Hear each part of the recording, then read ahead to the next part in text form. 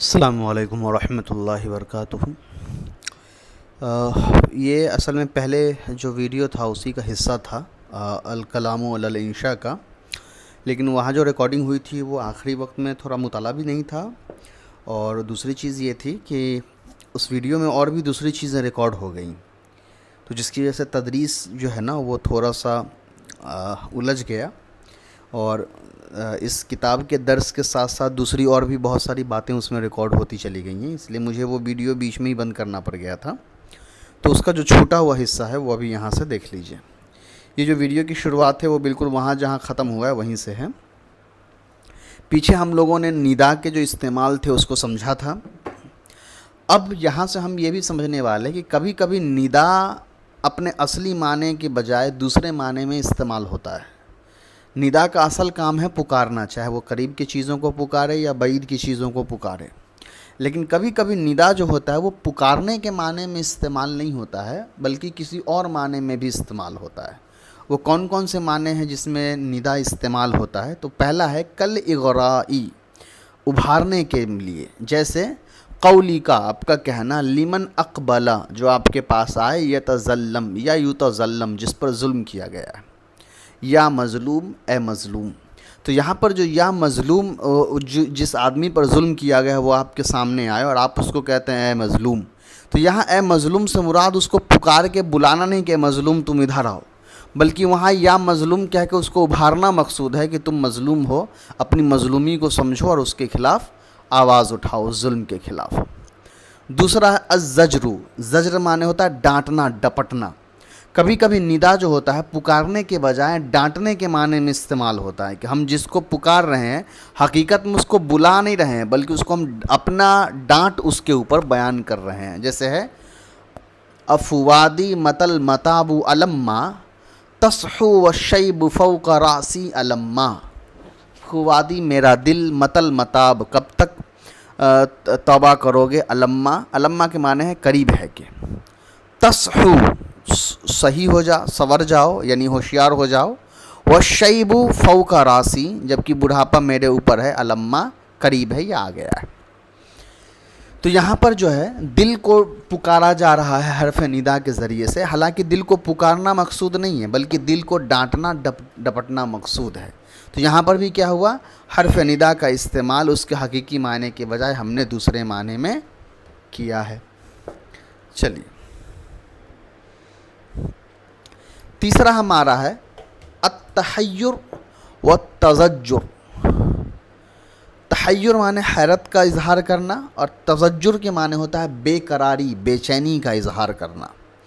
جیسے ایا منازل سلما اینا سلما کی، اے سلما کی منزل، اے سلما کے مکان، تمہاری سلما کہاں ہے؟ تو یہاں شاعر اپنی حیرانی اور اپنی بے قراری اور بے چینی کو ظاہر کر رہا ہے، تو وہ جو منازل کو پکار رہا ہے وہ منازل کو پکار نہیں رہا ہے، یہاں پر حرف ندا کا استعمال وہ صرف اپنی بے قراری اور بے چینی کو بیان کرنے کے لیے کر رہا ہے۔ وَيُكْسِرُ هَذَا فِي نِدَاءِ أَطْلَالِ وَالْمَطَايَا وَنَحْوُهَا، اور یہ جو ہے زیادہ تر شمار کیا جاتا ہے، یعنی یہ جو بے چینی یا بے قراری وغیرہ کا یا حیرت وغیرہ کو جو اظہار کیا جاتا ہے وہاں پر حرف ندا کا استعمال کیا جاتا ہے، یہ زیادہ تر کیا جاتا ہے نداء الاطلال۔ اطلال کہتے ہیں پرانے بلڈنگز وغیرہ کو، جو عمارتیں راجہ مہاراجاؤں کے محل وغیرہ ہوتے ہیں، اور مطایا کہا جاتا ہے سواری کو۔ تو یہ عام طور پر یہ جو انداز ہوتا ہے حرف ندا کا، یہ جگہ جو ہوتا ہے وہ سواری وغیرہ کو پکارنے کے لیے یا پرانے بلڈنگ وغیرہ پر حیرت جتانے یا اس کی یادوں کو تازہ کرنے یا اس کے متعلق جو بے چینی تکلیف ہے اس کو بیان کرنے کے لیے ہوتا ہے۔ اس کے بعد آپ کا ہے التحسر، التوجیع، التوجع کر دیجئے۔ تو تحسر معنی حسرت ظاہر کرنا، کسی چیز کی حسرت کے معنی ہم کہتے ہیں نا ایک خواہش ہوتی ہے، خواہش دل کے اندر پنپ رہی ہوتی ہے، اور التوجع وجع سے بنا ہوا جس کے معنی ہوتا ہے درد بیانی۔ تو کبھی کبھی حرف ندا کا استعمال ہم اپنی حسرت یا درد بیانی کے لیے بھی کرتے ہیں، جیسے شعر میں ہوا ہے ایا قبر معن کیف ورأیت جودہ وقد کان منہ البر والبحر مترعن، اے معان کی قبر، آیا قبر معن، اے معان کی قبر، کیف ورأیت جودہ، کیسے، ورأیت جودہ، تم نے دفن کر دیا، جودہ، اس کی سخاوت کو، وقد کان منہ البر والبحر مترعن، جبکہ بھرا، قد کان منہ البر والبحر، بر اور بحر یعنی خشکی اور سمندر، یہ سب بھر چکے ہیں اس سے، یعنی اس کے سخاوت کا ذکر کرتے ہوئے، مترعن بھرا پڑا ہونا۔ تو یہاں پر بھی جو آیا استعمال ہوا ہے یہ منادہ حرف ندا پکارنے کے معنی میں استعمال نہیں ہوا ہے، بلکہ افسوس کے معنی میں استعمال ہوا ہے۔ التذکر، یاد دہانی کے لیے، آیا منزلی سلمہ سلام علیکما، اے سلمہ کی دو منزلیں تم دونوں پر سلامتی ہو، حل ازمن اللاتی مضین رواجع، حل ازمن اللاتی، ازمن اللاتی، لاتی تو سمجھ ہی رہے ہیں اس میں موصول ہے، وہ زمانائیں جو مضینہ گزر گئے ہیں، مضا یمضی گزر گئے ہیں، رواجی لوٹنے والے ہیں۔ تو یہاں پر یاد دہانی کے لیے حرف ندا کا استعمال ہوا ہے۔ آگے ہے وغیر طلبی، اب جو انشاء دو طرح کا تھا، طلبی اور غیر طلبی، طلبی کا ذکر ہو گیا، اب غیر طلبی کا ذکر ہو رہا ہے۔ وغیر طلبی یکون بالتعجب والقسم وصیغ العقود،